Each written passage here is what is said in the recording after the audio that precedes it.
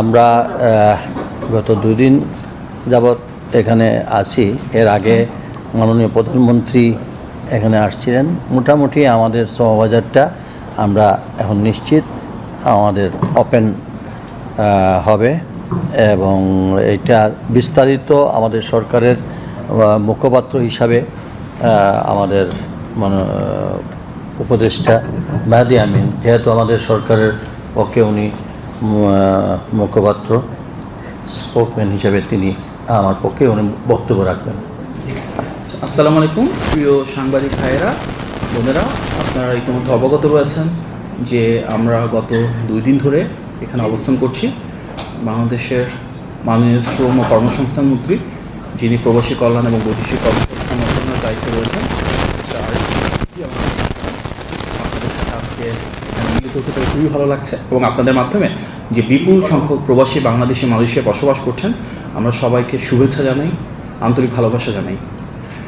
মালয়েশিয়ার সাথে বাংলাদেশের একটা ঐতিহাসিক সম্পর্ক রয়েছে, যে সম্পর্ক শুরু হয়েছিল শহীদ প্রেসিডেন্ট জিয়াউর রহমানের সময়, দেশনেত্রী বেগম খালেদা জিয়ার সময় সেই সম্পর্ক একটা ভিন্ন মাত্রায় চলে গিয়েছে এবং সেই লিগেসিটাকে ধারণ করেই নির্বাচিত বাংলাদেশ সরকারের মাননীয় প্রধানমন্ত্রী জনাব তারেক রহমান ওনার প্রথম বিদেশ সফর এখান থেকে শুরু করেছিলেন।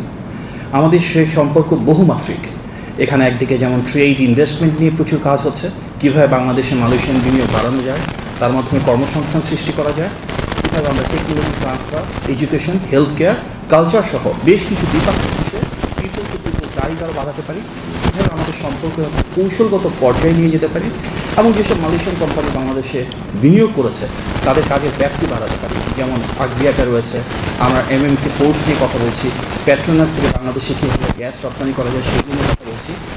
হিউম্যান রিসোর্স ম্যানেজমেন্ট খুব ইম্পর্টেন্ট, তার বিপুল পরিমাণ দক্ষ জনশক্তি রয়েছে যারা মালয়েশিয়ায় কাজ করছে, সেগুলো নিয়ে ধারাবাহিকভাবে আমাদের কথা হয়। ইতিমধ্যে আপনারা জানেন যে মালয়েশিয়ার মাননীয় প্রধানমন্ত্রীর সাথে বাংলাদেশের মাননীয় প্রধানমন্ত্রীর সম্পর্কে কথা হয়েছে, দ্বিপাক্ষিক স্বার্থের বিভিন্ন বিষয় নিয়ে আলোচনা হয়েছে। বিশেষভাবে বাংলাদেশে যে গ্যাস সংকট রয়েছে তার আলোকে পেট্রোনাস থেকে কীভাবে দ্রুত বাংলাদেশে সেই সমস্যার সমাধানে ভূমিকা রাখা যায় সেগুলো নিয়েও ওনাদের মাঝে ডিটেল আলোচনা হয়েছে। বাংলাদেশ এবং মালয়েশিয়ার এই বহুমাত্রিক সম্পর্কের একটা গুরুত্বপূর্ণ অধ্যায় আমাদের শ্রমিক ভাই বোনেরা, যাদের ত্যাগ, শ্রম, ঘাম, অশ্রুতে একদিকে যেমন মালয়েশিয়ার অর্থ অবকাঠামোগত সামাজিক উন্নয়ন হয়েছে, একই সাথে ওনাদের যে প্রেরিত রেমিটেন্স রয়েছে সেটি বাংলাদেশের অর্থনৈতিক অগ্রযাত্রায় অনেক বড় ভূমিকা রেখেছে। যেহেতু মালয়েশিয়া এই শ্রমবাজার শহীদ প্রেসিডেন্ট জিয়াউর রহমানের হাত ধরেই শুরু হয়েছিল, স্বাভাবিকভাবেই নির্বাচিত বিএনপি সরকারের এর সাথে রয়েছে একটি গভীর আবেগ এবং আকাঙ্ক্ষার সম্পর্ক। আপনারা জানেন যে মালয়েশিয়ার অতি গুরুত্বপূর্ণ এই শ্রমবাজার বিগত বেশ কয়েক বছর ধরে বন্ধ রয়েছে, যেটি ফ্যাসিবাদের সময় বিভিন্ন অনৈতিক কর্মকাণ্ড, ইররেগুলারিটিস ছিল, তার কারণে বন্ধ হয়ে গিয়েছিল। পরবর্তীতে অন্তর্বর্তী সরকার দায়িত্বে আসার পর ওনারা চেষ্টা করেছেন, বাট এই মার্কেটটা এখন পর্যন্ত ক্লোজ রয়েছে। আমরা নির্বাচিত সরকার দায়িত্ব গ্রহণের পর মাননীয় মন্ত্রী মহোদয়ের নেতৃত্বে ইতিপূর্বে আমরা এখানে এসেছিলাম এবং এখানকার হিউম্যান রিসোর্স মিনিস্টার এবং ওনার মন্ত্রণালয়ের গুরুত্বপূর্ণ ব্যক্তিবর্গ সহ সব স্টেক হোল্ডারদের সাথে আজ থেকে প্রায় 3 মাস আগে আমরা বেশ কয়েকটি গুরুত্বপূর্ণ মিটিং করেছিলাম। সেই ধারাবাহিকতা যথেষ্ট প্রোগ্রেসকে ধারণ করে আমরা আবারও এখানে এসেছি এবং গত 2 দিনে আমরা মালয়েশিয়ার human resource minister mister Ramakrishnan, ওনাদের মিনিস্ট্রির secretary general, assistant secretary general এবং অল কনসার্ন অথরিটিসের সাথে বেশ কয়েকবার মিলিত হয়েছি, কথাবার্তা বলেছি এবং আমাদের আলোচনার মূল ভিত্তি ছিল সবার আগে বাংলাদেশ, অর্থাৎ বাংলাদেশের স্বার্থটাকে।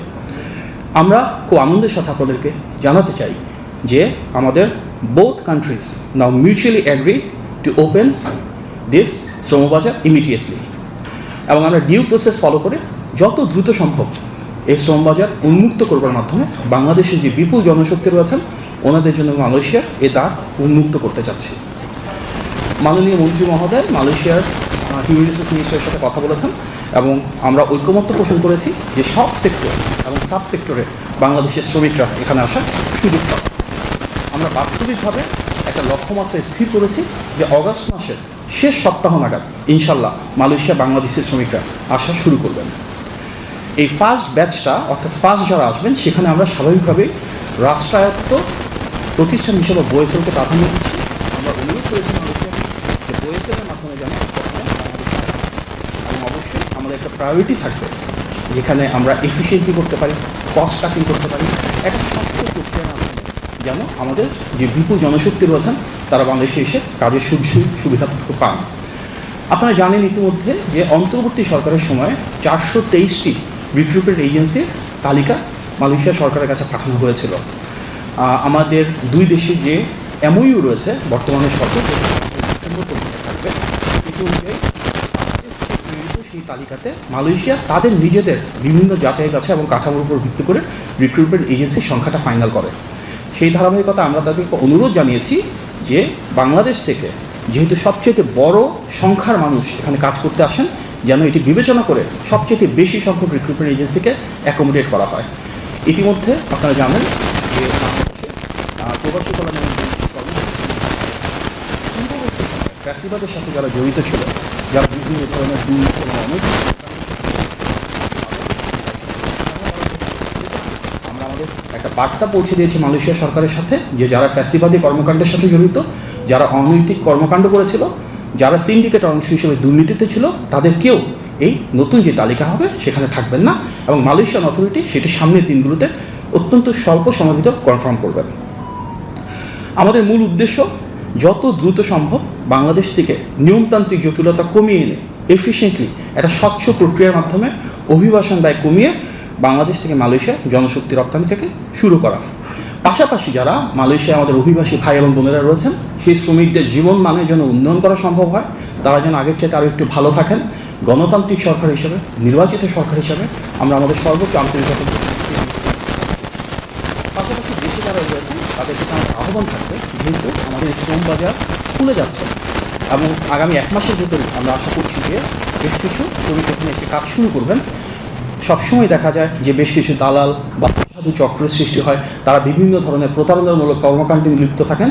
আমরা বাংলাদেশে গিয়ে সংশ্লিষ্ট আইনশৃঙ্খলা বাহিনী এবং প্রশাসনের সাথে আলোচনা করব, নির্দেশনা প্রদান করব যেন এই ধরনের ভোগান্তির শিকার কোনো সাধারণ মানুষ না হন এবং প্রতারক চক্র থেকে যেন সবাই সচেতন থাকেন, এটি আমরা আহ্বান জানাচ্ছি। আমরা টেকনিক্যাল কোঅপারেশন শুরু করতে যাচ্ছি বাংলাদেশের যেই মালয়েশিয়ান হাইকমিশন রয়েছে এবং বাংলাদেশে যে হাইকমিশন রয়েছে, এখানে বাংলাদেশের মান্যবর হাইকমিশনার সহ হাইকমিশন সব গুরুত্বপূর্ণ ব্যক্তিবর্গ রয়েছেন। ওনাদের কাজ শুরু করবেন। টেকনিক্যাল লেভেলে আমাদের যে দুটো মিনিস্ট্রি রয়েছে, অর্থাৎ মালয়েশিয়াতে হিউম্যান রিসোর্স মিনিস্ট্রি এবং বাংলাদেশে আমাদের প্রবাসী কল্যাণ এবং বৈদেশিক কর্মসংস্থান মিনিস্ট্রি, এই দুটো মন্ত্রণালয়ের মন্ত্রীবর্গ একই সিদ্ধান্ত নিয়েছেন। আমরা যত দ্রুত সম্ভব এই কাজগুলোকে এক্সপেডিট করব এবং একটা অ্যাকাউন্টেবল এবং ট্রান্সপারেন্ট প্রসেসের মাধ্যমে আরও বেশি এফিসিয়েন্সি ইনশাল্লাহ নিশ্চিত করব। আমরা মালয়েশিয়ান সরকারকে ধন্যবাদ জানাই আন্তরিকভাবে, তারা দ্রুত যে উদ্যোগ গ্রহণ করেছেন। অনারেবল প্রাইম মিনিস্টার মালয়েশিয়ার, অনারেবল হিউম্যান রিসোর্স মিনিস্টার এবং কনসার্ন মিনিস্ট্রিতে যারা রয়েছেন তাদেরকে আমরা আন্তরিকভাবে কৃতজ্ঞতা জ্ঞাপন করছি। আমাদের বাংলাদেশের মাননীয় প্রধানমন্ত্রী জনাব তারেক রহমান সবসময় বলেন, বাংলাদেশের বিএনপি যে সরকার তার রাষ্ট্র পরিচালনার মূলনীতি সবার আগে বাংলাদেশ। আমাদের মাননীয় মন্ত্রী এবং আমরা যারা রয়েছি এই প্রসেসের সাথে আমরা সবাই চেষ্টা করেছি বাংলাদেশের স্বার্থকে সর্বোচ্চ প্রাধান্য দিয়ে, আমাদের যে বিপুল জনগোষ্ঠী রয়েছে সেটির স্বার্থকেই অগ্রাধিকার দিয়ে কীভাবে বাংলাদেশের জন্য মালয়েশিয়ার শ্রম বাজারটাকে উন্মুক্ত করা যায়। এবং আমরা বিশ্বাস করি সামনের দিনগুলোতে সেটি সফল হবে এবং আগামী 1 মাসের ভেতরে যখন বাংলাদেশের উন্মুক্ত শ্রম বাজারে প্রচুর বাংলাদেশি শ্রমিক আসা শুরু করবে, আমরা যখন তাদের জীবনমানের উন্নয়ন ঘটাতে পারবো, ইনশাল্লাহ দীর্ঘমেয়াদে বাংলাদেশের ভাগ্য পরিবর্তনে সেটি একটা বড় ভূমিকা রাখবে। আমরা প্রত্যাশা করছি মালয়েশিয়ার সাইডে ওনাদের দিক থেকে দ্রুততম সময়ের মাঝে কিছু আপডেট দিবেন প্রসিজিওরের দিক থেকে এবং যে ডিউ প্রসেস রয়েছে সামনের দিনগুলোতে এগুলো আমরা আপনাদেরকে অবহিত করব। আমরা আজ রাতে আবার বাংলাদেশে ফেরত যাচ্ছি এবং সামনের দিনগুলোতে ইনশাল্লাহ যখন শ্রমবাজার উন্মুক্ত হবে আমাদের আরও বেশি আসার সুযোগ হবে, আপনাদের সাথে নিয়মিত দেখা হওয়ার সুযোগ থাকবে। আমরা আপনাদের প্রতি আহ্বান জানাবো, একজন প্রবাসী মানুষ যখন আসেন তার পুরো পরিবারের স্বপ্ন, আকাঙ্ক্ষা, প্রত্যাশাকে সাথে নিয়ে আমরা সবাই মিলে ইতিবাচক ভূমিকা পালন করব। আমরা হাইকমিশনকে মাননীয় মন্ত্রী মহোদয় ইতিমধ্যে নির্দেশনা দিয়েছেন যেন শ্রম বান্ধব একটা সার্ভিস আমরা এখানে প্রোভাইড করতে পারি, যেন শ্রমিকদের একটা আস্থার জায়গায় বাংলাদেশ হাইকমিশন হয়ে ওঠে এবং আমরা আমাদের সর্বোচ্চ আন্তরিকতা দিয়ে, ভালোবাসা দিয়ে সরকার সর্বপ্রকারে আমাদের শ্রমিক ভাই বোনদের পাশে থাকবে। বিএনপি সে সরকার একদিকে যেমন শহীদ প্রেসিডেন্ট জিয়াউর রহমানের হাত ধরে প্রবাসীদের বিদেশে আসা শুরু হয় কর্মসংস্থানের জন্য, একইভাবে যেই মন্ত্রণালয়ের প্রতিনিধিত্ব আমরা করছি প্রবাসী কল্যাণ এবং বৈদেশিক কর্মসংস্থান, সেটিও কিন্তু শুরু হয়েছিল দেশনেত্রী এবং খালেদা জিয়ার সময়। আমাদের প্রবাসী ভাই বোনেরা ভোট দিয়েছেন এবার এবং সেটি কিন্তু আমাদের বর্তমান প্রধানমন্ত্রী জনাব তারেক রহমানের নির্বাচনী যে ম্যানিফেস্টো ছিল সেখানে একটা প্রতিশ্রুতি ছিল। সুতরাং বিএনপি সবসময় প্রবাসী বান্ধব, আমাদের রাষ্ট্র পরিচালনা সবসময় আমরা প্রবাসীদের স্বার্থ প্রবাসীদের আকাঙ্ক্ষা, প্রবাসীদের প্রত্যাশাকে সর্বোচ্চ মূল্যায়ন করতে চাই এবং সামনের দিনগুলোতে ইনশাল্লাহ সে ধারা অব্যাহত থাকবে। আমাদের এই অগ্রযাত্রায়, পথযাত্রায় আপনাদের সবার ঐকান্তিক সহযোগিতা আমরা কামনা করি। আপনার সবাইকে অনেক ধন্যবাদ। আসসালামু আলাইকুম। আজকে প্রশ্ন না নিয়ে আমি আজকে প্রশ্ন না নিয়ে আমাদের মান্যবর হাইকমিশন আমার মনে হয় আমাদের কি একটু আমার না আমি বলি ভাই আমরা ইতিমধ্যে বলেছি যে যে ডিউ প্রসেসগুলো রয়েছে এগুলো নিয়ে কিছু কাজ চলমান রয়েছে, যার কারণে আমরা একটা মাস সময় দিয়েছি। আমাদের ইনশাল্লাহ সেই কর্মকাণ্ড যখন শেষ হবে আমরা আপনাদেরকে আপডেট জানাবো। মালয়েশিয়া গভর্নমেন্টের পক্ষ থেকে আমরা একটা তথ্য পেয়েছি যে নির্দিষ্ট সংখ্যক লাইসেন্স এখানে নির্ধারণ করা হয়েছে। সেই লাইসেন্সটা কত সংখ্যাটা কত? এগুলো নিয়ে ওনারা এখন কাজ করছেন। ওনারা কাজ শেষ করে তারপর ওনারা আমরা জানাবেন। তাহলে কি বোয়েলসেলটাই আমাদের ওয়ান স্টপ সার্ভিস হিসেবে আমরা ধরে নেব যে গভর্নমেন্ট টু গভর্নমেন্ট যে নতুন লোকগুলো আছে? আরে ভাই আমরা তো বলছি আমাদের প্রসেসটা আপনারা জানবেন। আমরা বয়সাল মানে তো সরকারের পক্ষ থেকেই আসতেছে, অতএব নেক্সটে আপনাদেরকে আপডেট আরও জানাবো। ধন্যবাদ।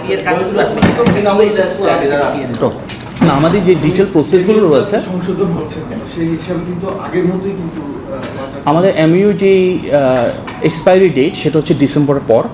স্বাভাবিকভাবেই এটা তো বিচ্ছিন্নভাবে আমরা সরকার করতে পারবো না, এটা পূর্ববর্তী সরকারের ধারাবাহিকতা। সেই ধারাবাহিকতা যে টার্মস অ্যান্ড কন্ডিশনস আছে তার আলোকে আমরা বাংলাদেশের স্বার্থকে প্রাধান্য দিয়ে জনশক্তি রপ্তানির জন্য যতটা সহজতর করা যায় এবং কীভাবে সেটাকে শ্রমবান্ধব করা যায় সেটা নিয়ে কাজ করছি। যে ডিউ প্রসেসগুলো রয়েছে এগুলো মালয়েশিয়ান সাইড থেকে সামনে অবহিত করা হবে। আমাদের এন্ডে যেগুলো করা রয়েছে আমরা চেষ্টা করছি যতটা সম্ভব সাম্য এবং ন্যায্যতা নিশ্চিত করার জন্য। অগাস্টের শেষে যে লোকগুলো আসবে সেটা কি আগের লোকগুলো আসবে না নতুন লোক আসবে? আমরা নতুন লোক পাঠানোর জন্য সর্বোচ্চ অগ্রাধিকার দিয়ে কাজ করছি এবং ইনশাআল্লাহ তারা নতুন লোক